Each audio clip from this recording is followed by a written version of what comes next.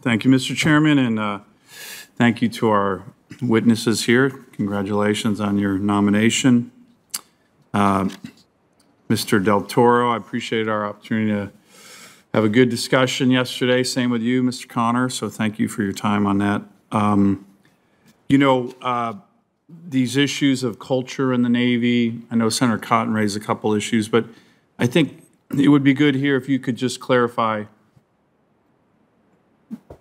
your intent to focus on the Navy's core mission, which is to win and fight our country's wars if called upon to do so. Isn't that the main mission of the U.S. Navy, U.S. Marine Corps? Senator, I couldn't agree more. I mean, the main mission of the Navy Marine Corps team is to fight our wars and maintain our peace and be as committed to that as humanly possible. And let me thank you for your commitment to our nation's national security as well, too. And also recognize your commitment as a White House fellow as well, too, and how you've actually taken the lessons that you learned early on in your career as a White House fellow and applied them to these important issues of national security to our nation. Thank you. Well, I think just keeping that core mission, readiness, lethality, and if called upon to go win, people don't like to say it, kill people, right? Destroy our enemies. That's what we need to do. Everything else is collateral. We got to keep that focus. So I appreciate you maintaining that focus. I want to talk about the Arctic for a number of reasons. Our Pentagon, and this has been both parties, has kind of been delinquent on recognizing the strategic importance, national security, economic security, the people who I happen to represent in Alaska. America is an Arctic nation because of my state. And the Pentagon has been slow to recognize this, slow to recognize the challenges, slow to recognize the national security, economic security dimension.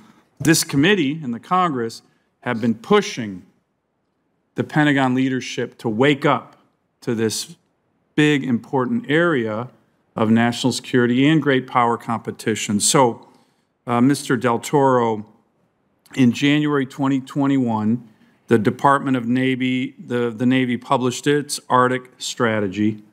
The Air Force had done this recently. The Army had done this recently.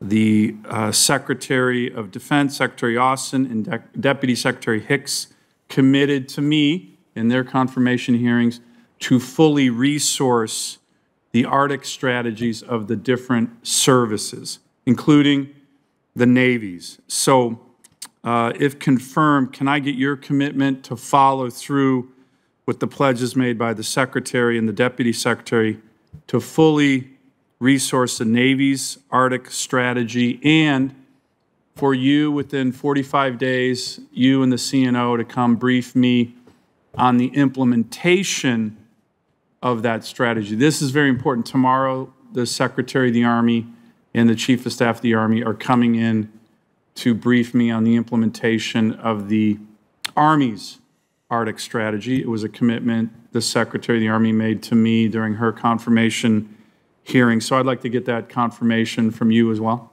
Senator, let me assure you that the Arctic strategy is incredibly important to our national security. As you well know, the Navy has operated in the Arctic for many, many years.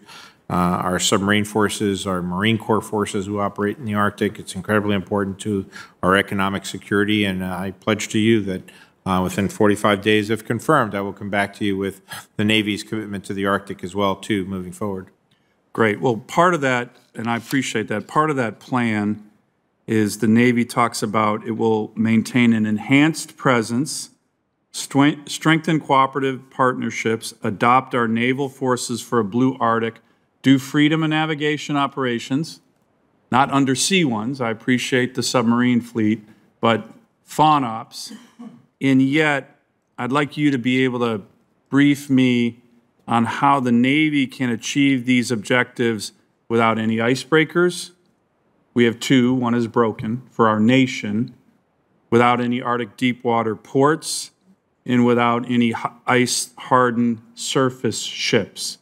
So right now the Navy talks a big game, but literally has no ability to execute its Arctic strategy. So I'd like to be able to make sure you'd brief me on that within the next 45 days. Mr. Connor, you made a commitment to me yesterday. I appreciated it on the Arctic Deepwater Port. to continue the good progress that we've made between the Corps and the city of Nome and the state of Alaska. Can I get your commitment, as we talked about yesterday, to continue that? That's an important element of our overall Arctic strategy, to have infrastructure that can actually handle a Navy destroyer or an icebreaker. Right now, there is literally no port between Anchorage and the Bering Strait that can do that. That's about a 1,400 nautical mile span of American territory.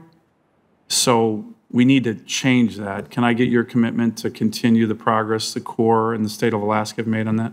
Senator, yes, you have my commitment to keep working on that issue in the Deepwater Port at Nome. I understand the expanse of Alaska, having been up there a number of times. Chief's report, authorization, works proceeding. I'll continue to work with you on that. Thank you very much. And Mr. Chairman, unless there's other witnesses. There are. Oh, there are. Okay, I will submit additional questions for the record, so Thank thank you. you very much.